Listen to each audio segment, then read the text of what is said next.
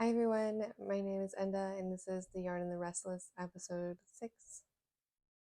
I just recorded this entire video without my microphone being on, so that's really fun, but here I am. I was able to go pick up some things that I forgot to talk about last time, and luckily it's going to be a bit of a shorter video, so take 2.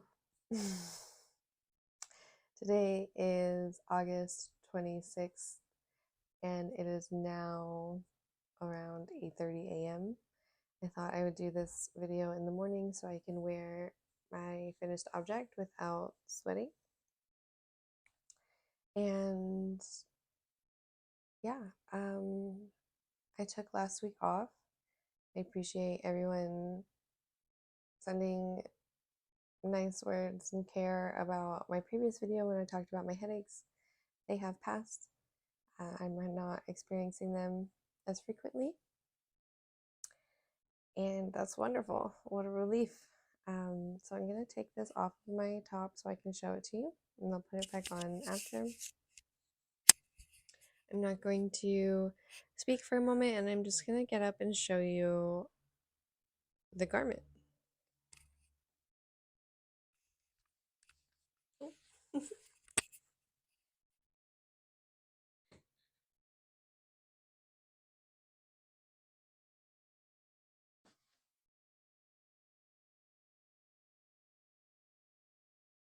My button is unbuttoned while I sit.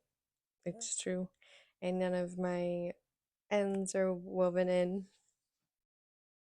That's okay. I particularly like a shorter sleeve. This is maybe a little shorter than bracelet length, but I like to pull it up. Anyways, I wanted this top to not have any ribbing. I wanted it to feel less like a sweater and more like a thick shirt, even though it is a sweater. I added this color work at the very end. It was going to be completely plain, but I really like it. Simple but cute.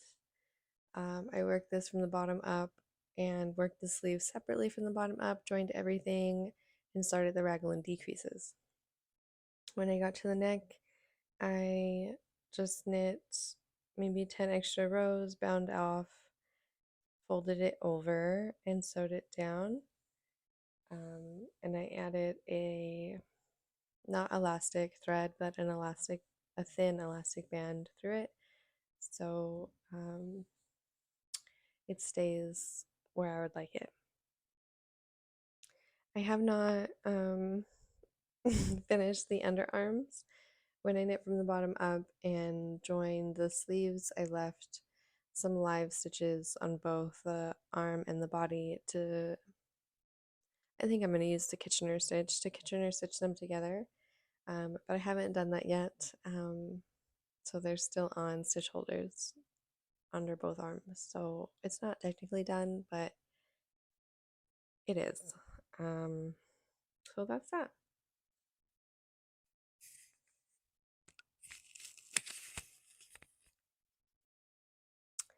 Okay, next I have what I have been calling the braided top. The pattern is out now. I released it on Friday, so you can see that on my Ravelry if you're interested. This top I have been wearing quite a bit, so the last time I wore it, I ended up taking it off because it was like 80 degrees out and threw it in my bag. So right now it's really wrinkly. I didn't steam it before starting this, and I didn't weave in the ends. So here it is. If you want to see better photos of it, definitely look on Ravelry or on my Instagram. The Latvian braids go across both panels and over the shoulders. And yeah, I just think it's really cute, really simple to throw on over. That's available if you want to make one yourself. I'm going to take a moment and have a sip of this.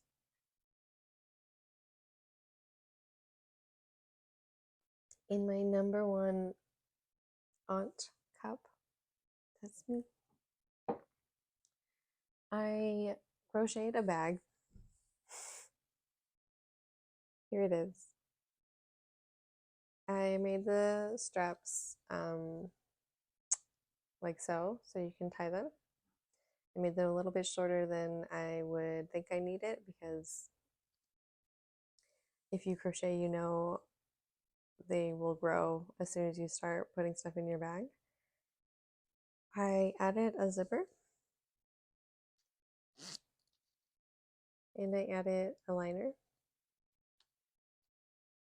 I've thought about taking the zipper out because I did it on my sewing machine and did it after everything was already done, so there wasn't a lot of space for me to get in there. I also didn't take my zipper foot for my sewing machine out, but I do wish that this part of the zipper was further back a little bit, and maybe just in general a bigger zipper, but it's cute and it's functional. It's small too. I mean, I can either put my phone in there or I can put my wallet and like sanitizer and chapstick, but I can't put all of that in there together. That's okay. I started making one for a friend. Oops. Lost a stitch there. That's a little bit bigger. I really like the way single crochets look. It's just like so neat and durable. This is a color way of a yarn that they particularly like. So they also sent me a tank top that they crocheted, and that's how this ended up being kind of a trade. They sent it to me without the intention of me sending them anything, but I was like, oh, please let me make you something. So that's happening. I forgot to bring the shirt out that they made, but perhaps I'll wear it on a future episode. I started making these granny squares. I have a few more, but when I was recording this episode before this take, one of my cats was being pretty mischievous and I thought he was going to pounce on one of my other cats, so I threw one at him.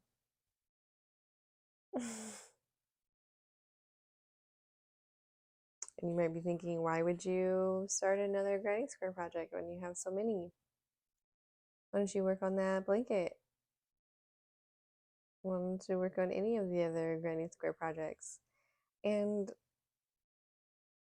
because I can do whatever I want. That's why. And I had a procedure on last Friday.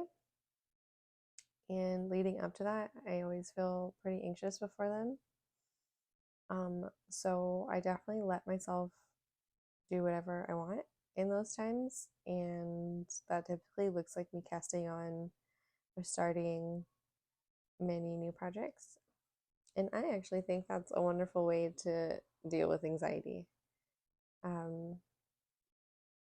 Would it be more efficient if my anxiety made me finish projects that I already started? Sure.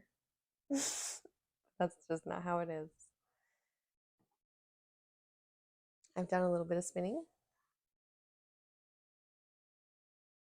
I think it was the last video where I showed the fiber that I dyed myself and was spinning up, and I didn't really like it, but I remember saying that I was committed to spinning it even if I didn't like it, and clearly that's not true. I'm over it. I don't think I have to go through spinning that just because I dyed it, especially if I don't like it. So I started to spin up this. It's actually like a really, really dark brown, but perhaps there aren't actual black sheep and they're just really dark brown. But I am really excited for this. I have intentions of making a sweater out of this yarn, but we'll see how much I get out of it and how much more I have to get.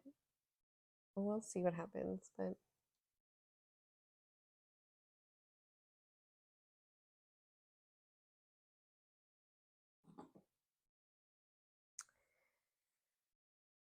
I am traveling with my partner in October, and we are going somewhere that is really warm. So I wanted to make, and I've always wanted to make one of these, so it just turned into like the perfect excuse or reason to do so. I need to make like a full length duster cardigan out of cotton in a loose gauge. I think honestly, before having the trip planned, I wanted to make one that wasn't a loose gauge, but didn't want to put the time into it. So this is like a really easy, satisfying version of that idea. Right now, I have it in pieces, so it's stockinette and it's curling up, so it really looks like tubes. But as you can see, does it go this way? Okay, it goes this way.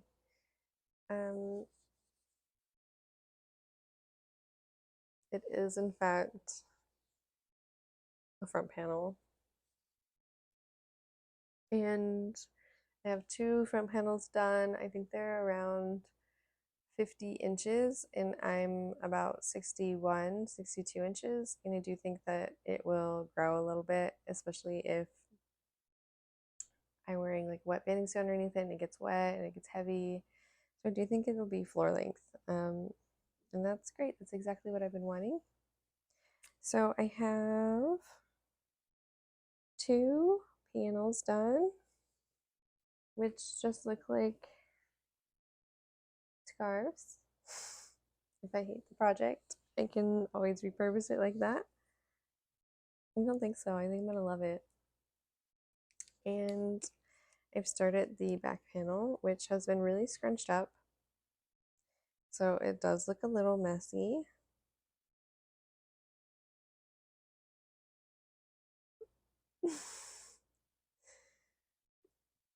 It's exciting. Definitely slowed down a little bit. I did those first two panels in a couple days. I was just going to town. I was so excited, and that's usually how I am with projects where I get about halfway and then I start losing steam.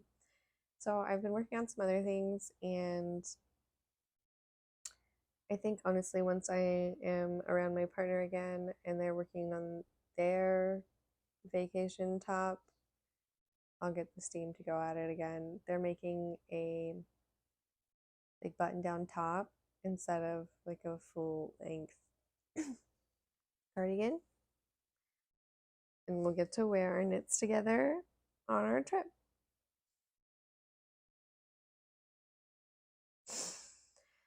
Okay, I started a new sock design. I know that I have shown the butterfly sock that I've been designing. I designed and have been working on a few episodes ago, and those are not off of my needles yet, but I will get there. But I had the opportunity to use Fibre's yarn again for a new design, and I don't typically talk about specific yarn brands, but I am working with them, and um, I'm really into them. I think it's really awesome that they put so much trust in me as an independent designer and like what I design and want to send me yarn support. So I'm gonna show the yarn, and I think I might show like a, a peep of the sock, but the sock won't be published until I want to say November 15th, because I would like it to be published around when um, people are looking for a project to knit over the long weekend of Thanksgiving.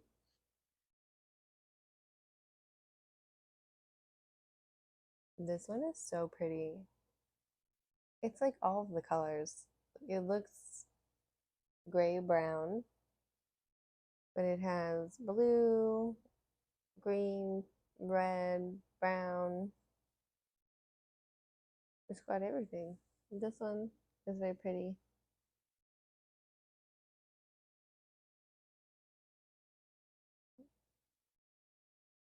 Love it.